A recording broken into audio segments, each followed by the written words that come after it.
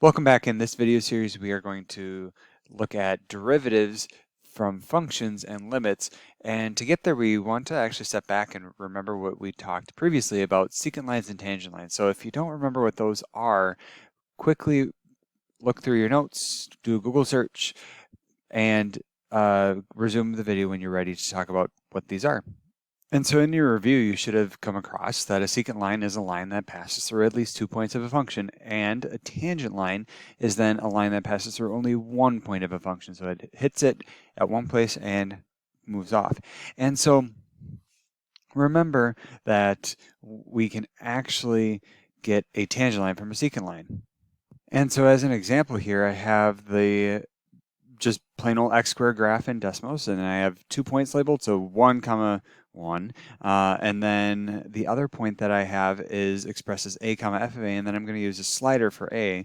And so here you can see right now the 2 points are identified, one with a green dot and the other with a purple dot, and then the secant line that passes through those 2 points is shown here as well.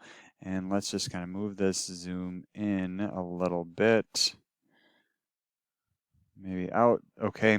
And now all I'm going to do is bring A closer to this. And at one point, right now, the secant line disappears because notice that the 2 points are on top of one another. So at this place, I would have a line of tangency, okay? But we can see that happen again right there as I approach the other side. And so as we bring 2 points of a secant line together, then we end up with the tangent line. Okay, and so now I just want to go through kind of what is going on with the mathematics. So what we need to do with that idea is look at the slopes of the two lines. So if we look at the slopes, right, we know that the secant line slope is given by f of x2 minus f of x1 all over x2 minus x1. Oops, x2 minus x1, right? And then what we did in our example is say, like, let's say x1 is equal to a is fixed, okay? And so then what we end up getting is f of x2 minus f of a all over x2 minus a, okay? And then what we ended up doing is we let for the tangent slope, right, all we did was let x2 approach a, and now we have language for that. That was a limit process, right? So f of x2 minus f of a all over x2 minus a, and the limit as x2 approaches a, that would give us the slope of the tangent line, right? Because our line converges from secant line to tangent line as we take the variable point closer to the fixed point.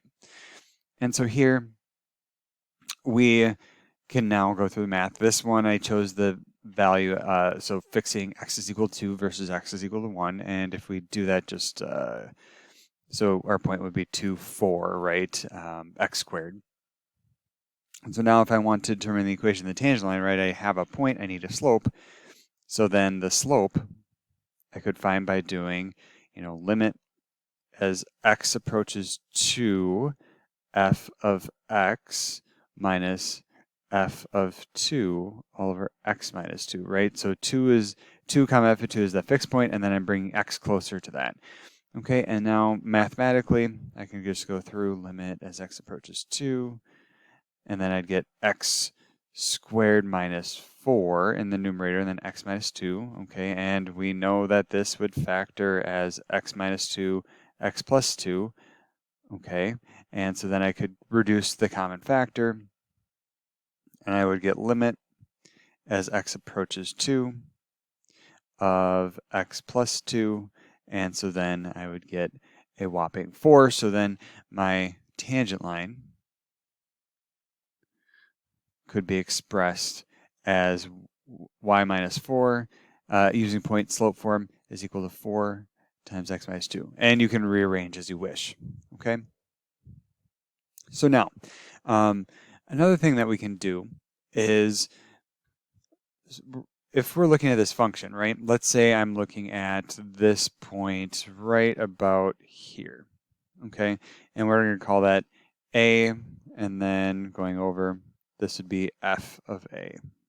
Okay, now all I'm going to do is I'm going to go a little distance to the right, and in fact the distance that I'm going to go is called h. Okay, so then this along the horizontal axis would be a plus h, and then if I follow that up, this point here, and follow that over, that would be f of a plus h, right?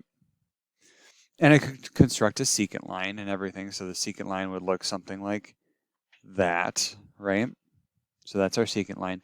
But again, if I want to look at the tangent slope, right, I would have a limit.